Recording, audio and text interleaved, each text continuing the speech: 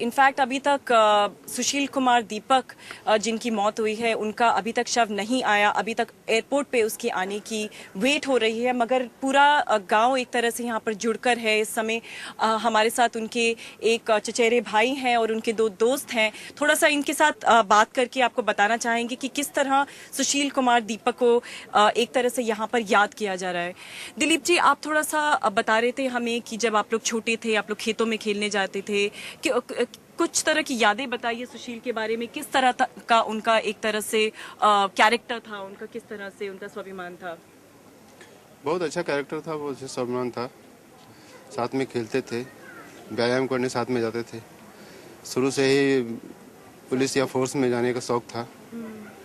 आखिरकार पुलिस में हो गए थे। वो काफी डटे हुए इंसान थे। हाँ, काफी डटे हुए इंसान थे। मगर फिर भी आप बता रहे हैं कभी कभी वो बताते थे कि उनको थोड़ा डर था सीआरपीएफ में रहने का। हाँ, और कभी आते थे तो मिलते थे छुट्टी में, तो बताते थे कि नौकरी में डर तो है, हमेशा डर लगा रहता है। एक दो बार छोड़ने के भी प्लान बनाया, मगर हम लोगों ने मना किया। नौकरी नहीं करोगे तो फिर क्या करोगे आप?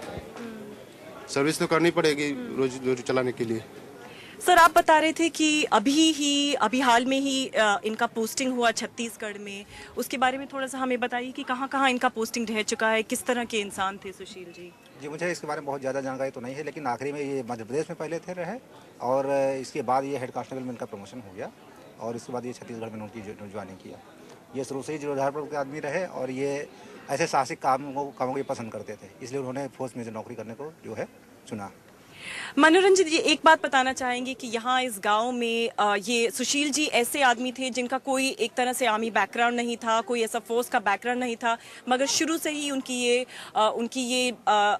ये चाहत थी कि वो फोर्स में जाएं और देश के लिए लड़ें। अभी हम उनके भांजे से मिले हैं, इतने शौक के माहौल में भी उनके भांजे का ये कहना है, वो और भी आज शायद उनका इतना दर्द गुस्से में बदल गया है, वो इतना गुस्सा है। वो सीआरपीएफ का एग्जाम उन्होंने उनके ही बल पर एक तरह से क्लियर किया है, अपना मेडिकल की वेट कर रहे हैं, और वो आज हमें बता रहे थे कि इतने डटे हुए हैं, वो जाना चाहते हैं वापस, उन नक्सलियों को एक तरह से मुंह तोड़ का जवाब देना चाहते हैं, जिनकी वजह से आज सुशील जी के शव की यहाँ पर इस पूरे गांव में एक तरह से इंतजार हो रही है। तो बिल्कुल